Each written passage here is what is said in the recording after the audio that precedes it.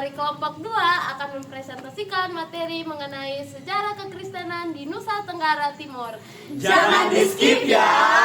Selamat menyaksikan.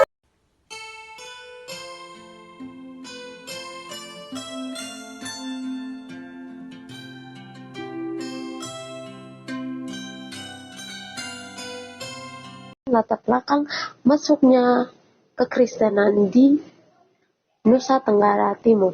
Awalnya kedatangan Portugis dan Belanda di abad ke-16 dan ke-17 berperan dalam penyebaran Kristen di Indonesia, khususnya di NTT. Portugis menyebarkan agama Katolik di Maluku dengan misi dan kegiatan keagamaan membentuk suatu komunitas Kristen awal. Dan selanjutnya, Belanda dia lebih berfokus pada politik dan ekonomi, membawa Protestan dan mendirikan gereja serta sekolah. Agama Kristen menyebar dari Maluku ke NTT, berinteraksi dalam Islam dan berakar kuat di sana, membentuk nilai dan tradisi lokal yang khas. Sejarah penyebaran Kristen di Indonesia termasuk di NTT ini adalah hasil interaksi penjajah, misionaris, dan adaptasi masyarakat untuk menghasilkan keberagaman agama. Poin yang pertama adalah jejak Portugis dan lahirnya kekristenan di Nusa Tenggara Timur pada abad ke-16. Abad ke-16, Portugis tiba di NTT yang penduduknya masih beragama suku, yaitu agama animisme dan dinamisme, tanpa kontak awal dengan Islam. Kedatangan pedagang dan militer Islam pada tahun 1960 sampai 1603 memicu konflik dengan misi Katolik di Flores. Serangan Islam dari luar justru mendorong penduduk lokal mencari perlindungan Portugis, mempercepat perkembangan misi di Solor. Konflik antar suku yang memicu penjajah melahirkan kelompok demon atau Kristen, kelompok yang mencondong pada agama Kristen, dan kelompok Paji yang mencondong pada agama Islam yang bersekutu dengan Belanda, menunjukkan dimensi politik. Kehadiran Portugis sejak awal ke-16 menjadi dasar keberlanjutan mereka di Timur Timur hingga pada abad ke-20 mengarah pada penduduknya yang mayoritas Katolik. Masuk pada periode awal, yaitu transisi dari Katolik Portugis ke Katolik Belanda di Flores dan Timor dengan persaingan antara agama Islam dan Kristen. Awalnya di abad ke-19 Portugis berkuasa di sana, tetapi karena masalah uang, Belanda jadi ikut campur. Belanda membawa pendeta-pendeta mereka dan mencoba mengubah cara beragama Katolik yang sudah ada dan punya ciri khas sendiri di bawah pemimpin lokal. Meski orang-orang tidak suka perubahan ini, pengaruh Belanda makin kuat karena raja-raja lokal melemah dan sekolah-sekolah misi berkembang. Selain itu, agama Islam yang menyebar di sana juga dibawa oleh pedagang. Pemerintah Belanda sendiri bilang mereka netral soal agama, tetapi mereka lebih mendukung misi Kristen sebagai bagian dari modernisasi dan untuk menyaingi pengaruh Islam yang sudah lebih dahulu ada. Kebijakan seperti memberi uang sekolah untuk misi Kristen, memindahkan penduduk yang membuat kepercayaan lama menjadi lemah, dan mengangkat pemimpin lokal Kristen secara tidak langsung membuat agama Kristen jadi lebih kuat. Jadi perubahan agama Katolik di Flores dan Timor bukan soal ganti penjajah, tetapi juga persaingan antara agama Kristen dan Islam untuk mendapatkan pengaruh dari masyarakat. Misi Katolik pada tahun 1900 sampai 1942, yaitu misi Katolik berperan dalam pengembangan Flores sebagai masyarakat kolonial dan modernisasi. Setelah tahun 1907, Belanda berkuasa di Flores, memberi peluang misi Katolik mendominasi pendidikan sejak tahun 1913. SPD mengambil alih misi NTT dan memutuskan kegiatan di ND karena alasan strategis dan kekhawatiran akan masuknya kembali agama Islam. Meski terhambat Perang Dunia Pertama dan wabah flu di Spanyol, SPD mengembangkan pendidikan di pedalaman Flores dengan guru lokal dan berhasil meningkatkan jumlah umat agama Katolik melalui adaptasi budaya serta pembinaan rohaniawan lokal. Walaupun kependudukan Jepang sempat mengganggu, misi tetap berjalan dengan bantuan beberapa rohaniawan Jepang. Tokoh Katolik kemudian berperan penting dalam pemerintahan pasca Jepang.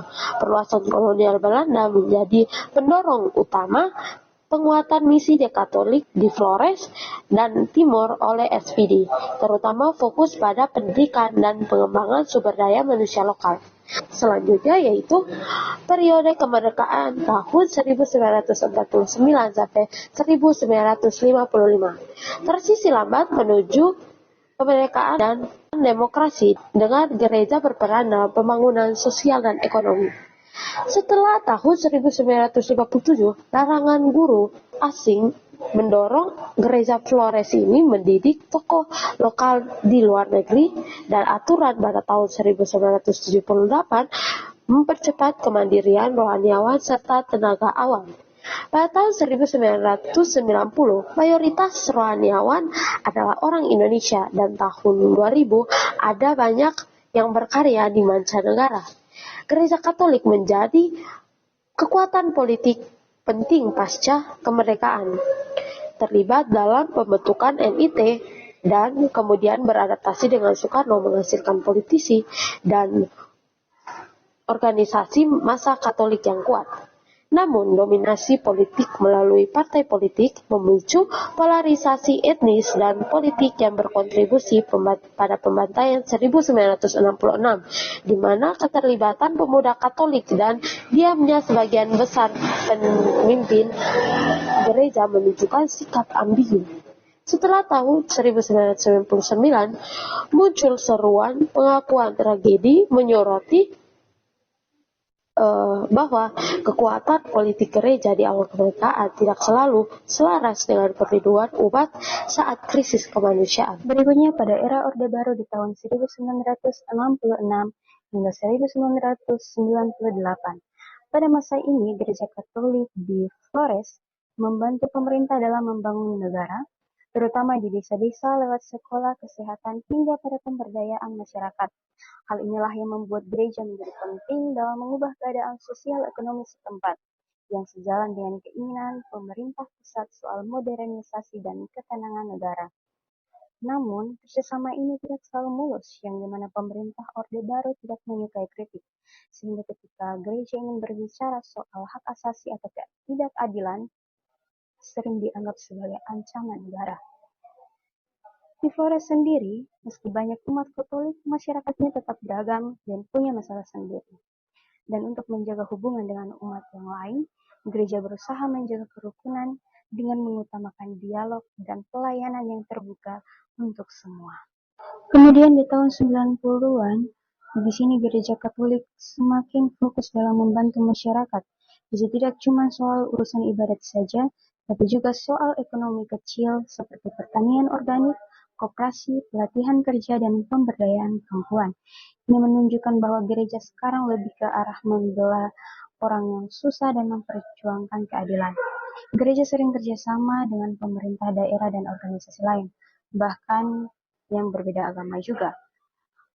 Karena waktu itu masih banyak masalah soal ketidakadilan yang mewarisi masa Orde Baru, jadi di sini gereja tampil menjadi pelindung buat orang-orang yang lemah, termasuk dengan membentuk jaringan advokasi dan solidaritas lokal. Berikutnya pendidikan dan pastoral di tahun 2000-an. Pada awal tahun 2000-an, gereja di Flores semakin memfokuskan diri pada pembinaan umat dan pengembangan pendidikan. Intuisi pendidikan Katolik diperluas dan ditingkatkan kualitasnya dengan tujuan untuk menghasilkan lulusan yang tidak hanya cerdas secara akademis, tetapi juga memiliki karakter yang baik dan iman yang kuat. Gereja juga memperluas jangkauan pelayanan ke daerah-daerah terpencil melalui pelatihan guru agama dan penyelenggaraan ibadah rutin. Metode pendekatan ini disesuaikan dengan konteks budaya setempat agar umat merasa lebih dekat dan terhubung dengan gereja. Selain itu, perhatian gereja juga meningkat terhadap keluarga, kaum muda, dan perempuan. Umat awam semakin didorong untuk berperan aktif dalam karya evangelis dan pelayanan sosial. Bentuk-bentuk ibadah dan kegiatan rohani juga mengalami penyesuaian agar selaras dengan tradisi lokal, sehingga partisipasi umat menjadi lebih antusias dan rasa memiliki terhadap gereja semakin kuat. Berikutnya, kolaborasi dan perubahan budaya. Di sini Gereja Katolik di Flores sadar betul betapa pentingnya menciptakan budaya yang damai dan menerima semua perbedaan, terutama karena banyak agama dan budaya di sana. Sejak tahun 2000-an, gereja makin sering bekerja sama dengan berbagai pihak, seperti Muslim, pemerintah daerah, dan organisasi dari luar negeri. Kerjasama ini bertujuan untuk mengatasi masalah kemiskinan, konflik antar masyarakat, hingga pada kerusakan lingkungan. Untuk berbicara dan berdiskusi antar agama juga semakin ditingkatkan. Tujuannya bukan hanya menghindari pertengkaran, tapi juga bekerja sama dalam membangun masyarakat yang adil dan damai. Di sini gereja berperan seperti jembatan yang menghubungkan berbagai kepentingan masyarakat. Cara melayani seperti ini menjadi ciri khas gereja di Flores sampai saat ini. Sejarah gereja Protestan dan Pentakosta di Flores. Jadi, kita harus tahu Pulau Flores ini merupakan bagian dari Provinsi Nusa Tenggara Timur. Jadi, Pulau Flores ini memiliki sejarah kekristenan yang kaya dan kompleks dengan pengaruh Katolik dari Portugis sejak abad ke-16. Namun, pada awal abad ke-20, gereja Protestan dan gereja Pentakosta mulai berkembang dan membentuk komunitasnya sendiri di Pulau Flores dengan memberikan warna baru pada kehidupan religius masyarakat setempat. Perkembangan ini dipengaruhi oleh faktor historis, sosiologis, dan kultural yang unik di wilayah tersebut. Nah, kita akan masuk dalam awal mula gereja Protestan di Flores, di mana gereja Protestan masuk ke Flores pada masa penjajahan Belanda setelah Traktat Lisboa pada tahun 1859 yang memberikan kebebasan beragama. Jadi di sini jemaat Protestan pertama didirikan di Ende pada tahun 1919 dengan nama Jemaat Shalom yang dipimpin oleh misionaris yang membawa ajaran agama, pendidikan modern, sistem sanitasi, dan pelayanan sosial yang terstruktur. Jadi di sini Ende dipilih sebagai gereja Protestan yang masuk pertama kali karena posisinya itu sebagai kota pelabuhan yang strategis dengan akses perdagangan dan administrasi kolonial Belanda. Berikutnya saya akan menjelaskan terkait dengan ekspansi jemaat Protestan di wilayah Ruteng, Maumere, dan juga Larantuka. Setelah jemaat pertama di Ende terbentuk, gereja Protestan di Flores terus berkembang dengan ekspansi ke wilayah. Pada tahun 1927, misi Protestan mulai masuk ke Ruteng dan berkembang pesat melalui pendidikan dan pelayanan sosial. Selanjutnya, jemaat Protestan juga dibentuk di Maumere pada tahun 1935 dan juga Larantuka pada tahun 1937. Meskipun Larantuka dikenal sebagai Vatikan kecil karena tradisi Katolik yang kuat, kehadiran gereja Protestan tidak menimbulkan konflik besar dengan menunjukkan toleransi beragama yang tinggi di masyarakat Flores. Gereja Katolik, Gereja Protestan, dan Gereja Pentakosta memiliki hubungan harmoni yang sangat luar biasa. Gereja Katolik, Protestan, dan Pentakosta hidup berdampingan secara damai. Terjadi kegiatan lintas gereja, doa bersama, dialog iman, dan aksi sosial. Dan budaya-budaya lokal juga sangat mendukung kerukunan, kekeluargaan gotong royong di Tanah Flores. Dan mereka juga saling belajar antara gereja dalam metode-metode pelayanan dan pengembangan-pengembangan pelayanan yang ada. Dan kontribusi dan tantangan gereja. Gereja aktif dalam pendidikan, kesehatan, kesejahteraan sosial. Namun di samping itu ada tantangan yang mereka hadapi, adanya keterbatasan sumber daya, dapat memicu terjadi konflik internal, dan ada tuntutan akan pembaharuan pelayanan supaya tetap relevan khususnya untuk generasi-generasi muda. Sejarah Protestan di Timor. Sejarah ini dimulai pada tahun 1819. Pertama kali datangnya misionaris Belanda, yaitu Erley Brown, misionaris dari Badan Misi Nederland Zending Unastip. Saat ia tiba di Kupang, ia melihat kondisi jemaat Kristen yang kurang baik, sehingga ia melakukan beberapa terobosan seperti membangun sekolah dan juga membantu jemaat dengan menerjemahkan Alkitab dan puji-pujian dalam bahasa Melayu. Selain di Timor, ia juga sempat berkunjung ke Rote. Hal yang serupa ia jumpai di sana. Ia juga membangun sekolah serta memberikan pendidikan yang layak pada jemaat-jemaat di sana untuk menunjang kemampuan mereka dalam dunia pendidikan.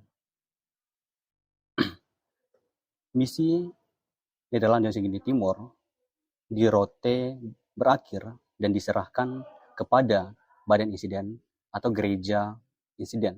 Di sini karena faktor seperti sosial, politik, dan juga budaya yang membuat para misionaris akhirnya mengalami kesulitan dalam mempertahankan jemaat.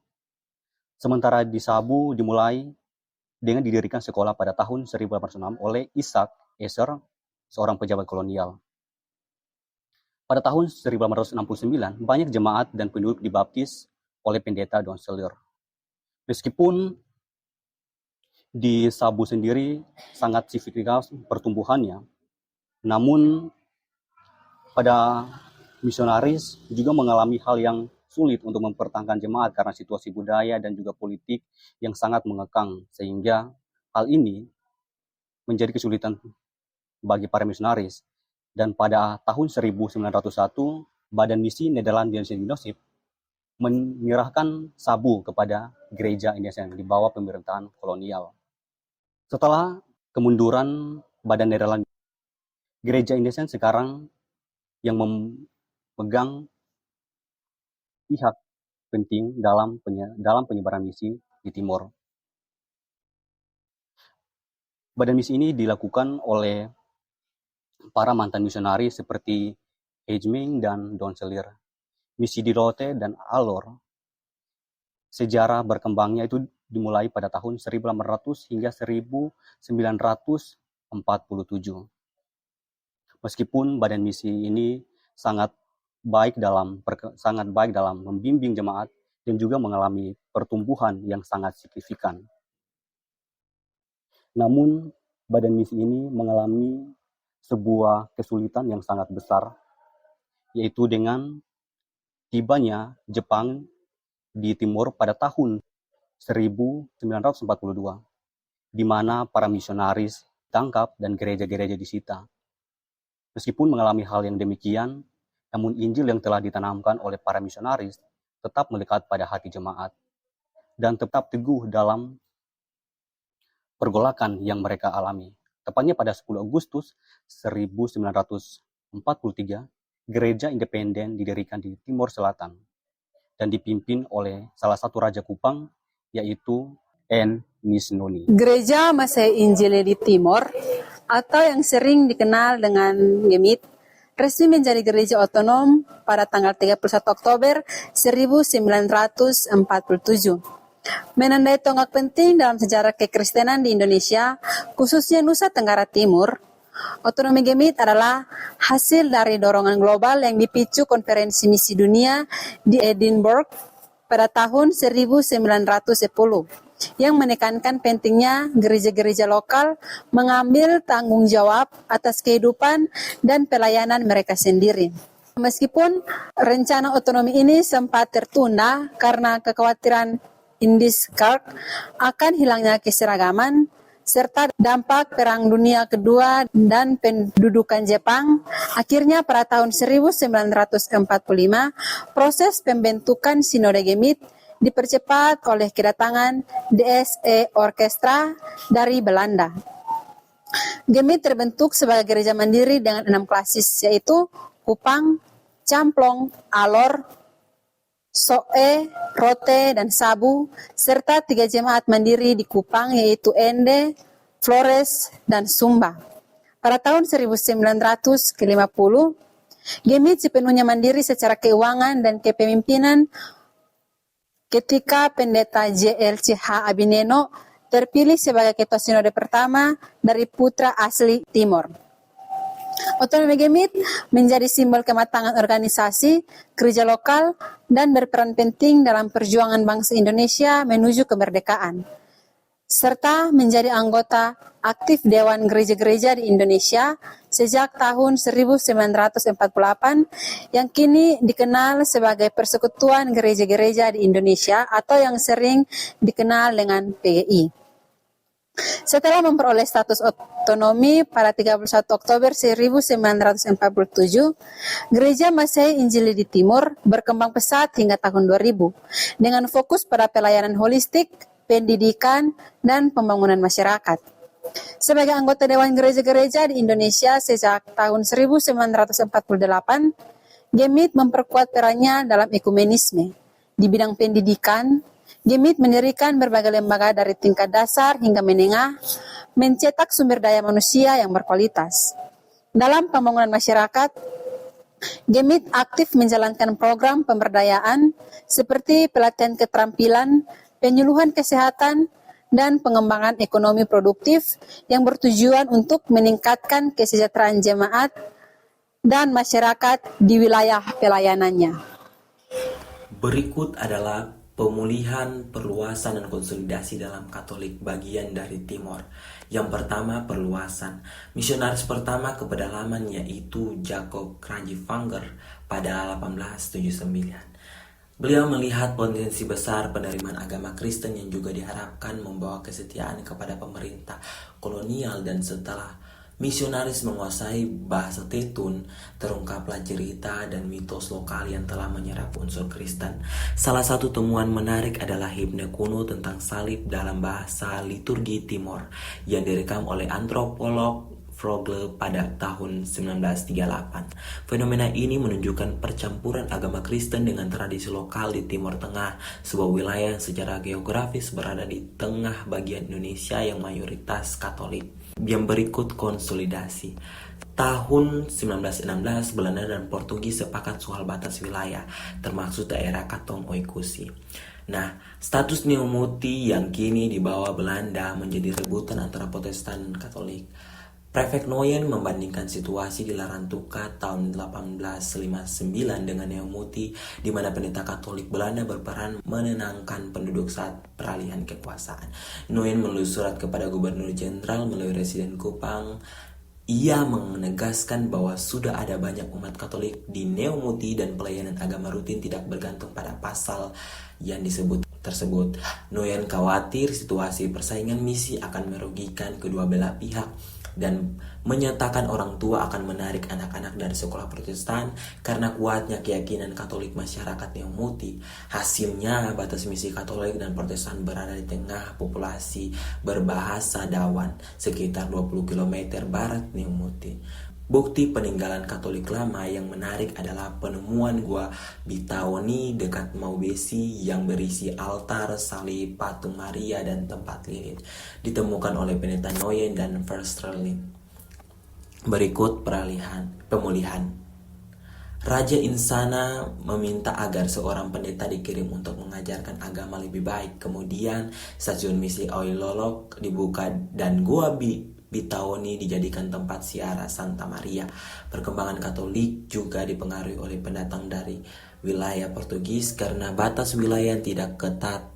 Misi Katolik Timor mengalami peningkatan baptisan yang signifikan antara 1920 sampai 1940 karena kontrol eksklusif antara pendidikan. Pada 1910-an, misi mengandalkan guru-guru Katolik dari Minahasa yang dikirim oleh Pastor Antonius Van Velsen bersama dengan guru utama Timor, Joseph Atoxerani, yang berperan penting dalam menemukan raja-raja Katolik di dalam pedalaman pada awal 1880-an dan menjadi cikal bakal dinasti guru dan pendeta Katolik penting.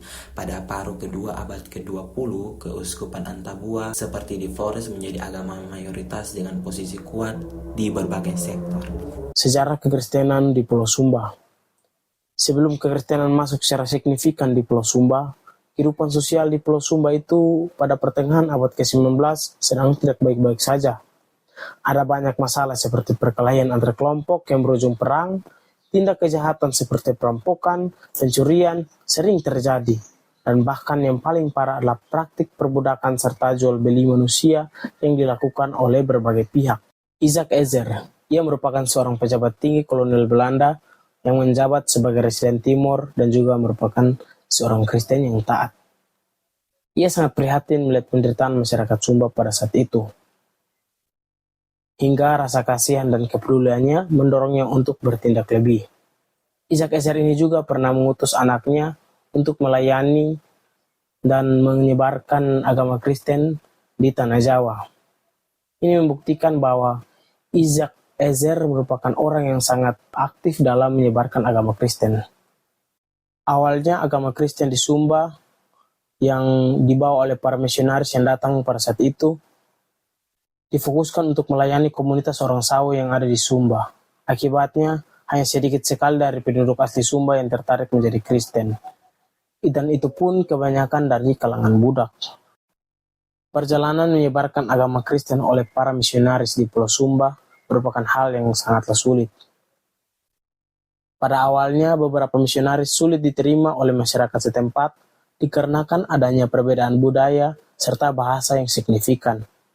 Namun, setelah berbagai upaya dan tantangan, pada akhirnya masyarakat Sumba mulai membuka diri terhadap ajaran Kristen. Momen pentingnya adalah ketika sebuah rumah pendeta di Payeti diresmikan pada tanggal 30 September 1907. Sejak saat itu, kegiatan penyebaran agama Kristen di Sumba dilakukan dengan lebih terorganisir dan terarah. Dan dalam penyebaran agama Kristen di Sumba, ada beberapa organisasi keagamaan dari Belanda yang berperan penting dalam menyebarkan agama Kristen di Sumba. Organisasi-organisasi tersebut adalah Nederlandse Gereformeerd Zendingsvereniging atau NGZV, Zending der Christelijke Gereformeerde Kerk atau ZCHGK, dan Zending der Gereformeerde Kerken in Nederland, ZGKN. Lembaga-lembaga ini merupakan lembaga yang mengirimkan para misionaris dan mendukung berbagai kegiatan penyebaran agama di Sumba. Setelah kondisi di Sumba menjadi lebih damai dan wilayahnya dibagi secara administratif oleh pemerintah kolonial, cara penyebaran agama Kristen tidak hanya melalui ceramah atau khotbah. Para misionaris juga memberikan pelayanan nyata di bidang kesehatan, pendidikan, dan membantu mengembangkan kehidupan masyarakat secara umum. Pulau Sumba dibagi menjadi beberapa wilayah pelayanan yang diawasi oleh seorang pendeta misionaris seperti di Payeti, Melolo, Karuni, dan Waibakul. Selain itu, adanya Perjanjian Flores Timur pada tahun 1913 memberikan tanggung jawab penuh atas pendidikan di Sumba kepada misi Protestan dan seluruh biayanya ditanggung oleh pemerintah kolonial. Hal ini memungkinkan para misionaris untuk membuka banyak sekolah dasar di berbagai daerah dan juga mendirikan pelatihan khusus untuk guru. Bahkan sebuah sekolah teologi juga didirikan di Karuni. Usaha-usaha penyebaran agama Kristen di Pulau Sumba oleh para utusan dari Belanda sejak awal dapat dibedakan menjadi dua cara, yaitu yang pertama secara langsung atau hoofdienst. Ini adalah upaya utama dalam menyebarkan Injil dengan bertemu secara langsung dan menyampaikan Injil kepada masyarakat. Yang kedua ada secara tidak langsung atau bisdiensten. Ini merupakan cara pendukung yang tidak secara langsung menyampaikan pesan Injil dalam tiap-tiap interaksi, yang dengan tujuan untuk menciptakan kondisi dan kesempatan agar masyarakat Sumba bisa mendapatkan dan menerima ajaran Kristen. Contohnya adalah melalui pelayanan kesehatan, pendidikan, dan pembangunan masyarakat yang pada akhirnya membuat masyarakat lebih terbuka dan percaya kepada misionaris. Kedatangan kembali misi Katolik. Pada tahun 1929, misi Katolik datang lagi ke Sumba dan membuka pos baru di Wetebula. Dan kedatangan ini menimbulkan masalah dengan misi Protestan yang sudah lebih dulu ada. Perbedaan pandangan soal sejarah, wilayah kerja, cara membaptis, dan status misi Katolik sebelumnya menjadi sumber konflik. Umat Protestan menyebut diri Kristen baru, sementara umat Katolik disebut Kristen lama. Tercatat ada sekitar 3.000 umat Katolik dan 6.000 umat Protestan. Dan fokus dari misi Katolik ini adalah membangun komunitas yang khusus secara bertahap dan menekankan pada penyelesaian budaya lokal dan dialog dengan kepercayaan tradisional. Selanjutnya masa penderitaan kekristenan di Sumba yang terjadi pada tahun 1942 sampai 1945. Masa pendudukan Jepang terjadi pada tahun 1942 hingga 1945. Kekristenan di Sumba mengalami penderitaan yang berat dengan penangkapan tokoh gereja dan larangan kegiatan agama. Meskipun begitu, pelayanan gereja tetap berjalan berkat tokoh lokal seperti M. Hamalo yang bijaksana dan diberi izin untuk memimpin rohani. Guru-guru Injil lainnya juga melanjutkan pelayanan meskipun dalam keterbatasan. Masa ini memperkuat ikatan jemaat dan menjadi langkah awal bagi pembentukan Gereja Kristen Sumba atau GKS secara mandiri. Selanjutnya adalah pasca otonomi yang terjadi pada tahun 1947 sampai 2004. Ada 5 poin di dalamnya. Yang pertama adalah penguatan struktur dan kepemimpinan lokal. Pada poin ini, sejak otonomi tahun 1947, GKS dipimpin oleh orang Sumba sendiri dan lepas dari sending Belanda. Gereja membentuk sistem organisasi sendiri yang sesuai dengan budaya lokal. Kepemimpinan lokal membuat GKS lebih mandiri dan dekat dengan kebutuhan umat. Selanjutnya adalah pengembangan pelayanan pendidikan dan sosial. Gereja Kristen Sumba atau GKS tidak hanya melayani kebutuhan rohani, tetapi juga aktif dalam bidang pendidikan dan sosial. GKS mendirikan sekolah-sekolah dan lembaga sosial seperti panti asuhan dan pusat kesehatan sebagai bentuk kepedulian terhadap kesejahteraan masyarakat secara menyeluruh. Dengan langkah ini, GKS menjadi agen transformasi sosial yang memperjuangkan kualitas umat secara holistik. Poin yang ketiga adalah komitmen terhadap ekumenisme dan dialog antar agama. Sebagai bagian dari gereja-gereja di Indonesia, GKS menjalin hubungan yang erat dengan berbagai lembaga ekumenis, baik di tingkat nasional maupun internasional.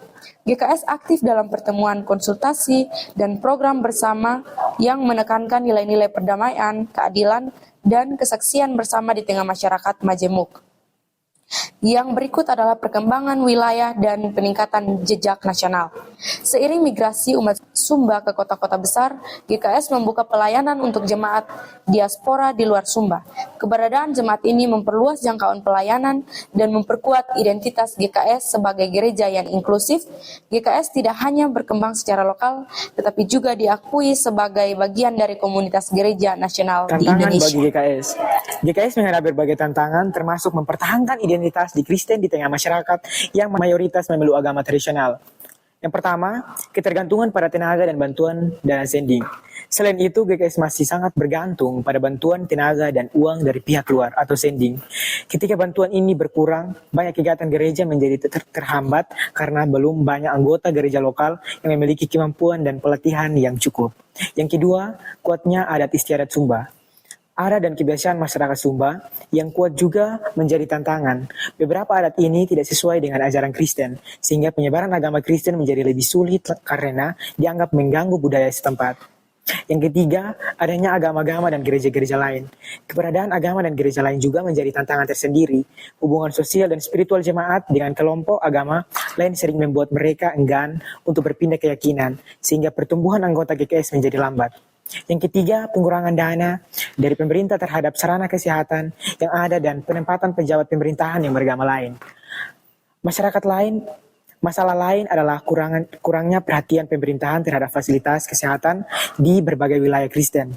Selain itu, penempatan pejabat pemerintahan yang berbeda agama di daerah mayoritas Kristen terkadang tidak mempertahankan kebutuhan keagamaan masyarakat setempat. Yang terakhir yaitu Pulau Sumba yang tandus menjadi penyebab kemiskinan. Kondisi pada Pulau Sumba yang kurang subur menyebabkan kemiskinan. Kemiskinan ini membuat jemaat memiliki keterbatasan dana untuk mendukung kegiatan gereja dan juga membatasi akses mereka terhadap pendidikan dan kesehatan. Oke, akhirnya kita masuk pada kesimpulan. Kami kelompok menyimpulkan bahwa kekristenan di NTT berkembang melalui interaksi antara kekuatan kolonial Eropa, upaya misionaris dan berbagai denominasi, serta adaptasi oleh masyarakat lokal yang menghasilkan lanskap keagamaan yang beragam di seluruh wilayah di NTT. Proses ini melibatkan peran gereja dalam pembangunan sosial dan dialog antar agama, perjuangan menuju otonomi gereja lokal, serta tantangan terkait integrasi dengan adat istiadat dan kondisi ekonomi. Perkembangan ini mencerminkan perpaduan pengaruh eksternal dan respon lokal, menekankan pentingnya kontekstualisasi agama agar relevan dan berkelanjutan dalam masyarakat NTT yang majemuk. Biar Injil Tuhan selalu menyala di tanah Flobamora.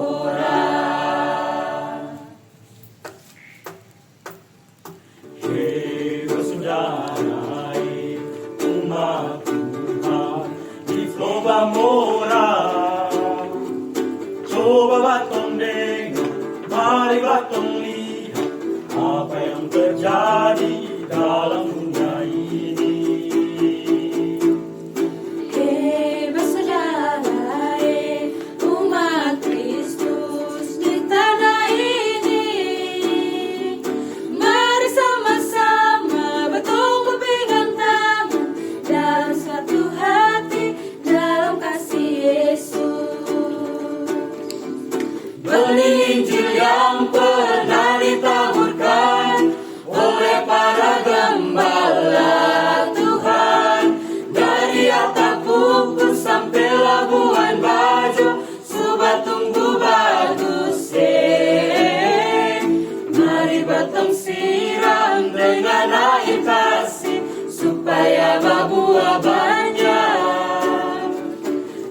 Biar Injil Tuhan selalu menyala di tanah Flobamora.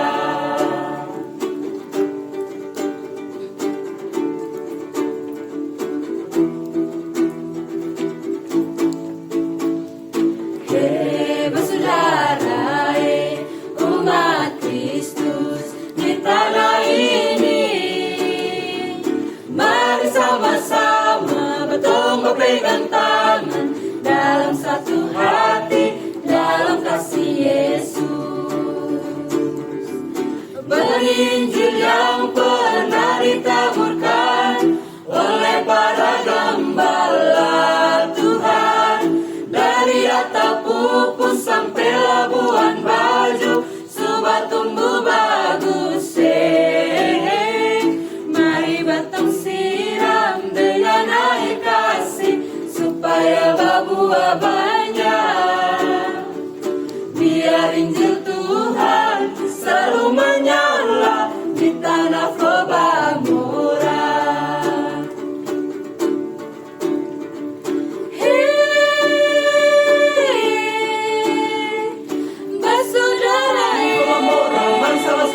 Pegang tangan,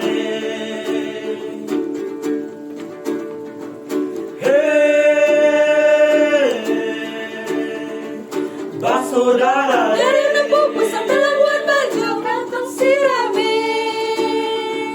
Biar Injil Tuhan selalu menyala di tanah Flobamora.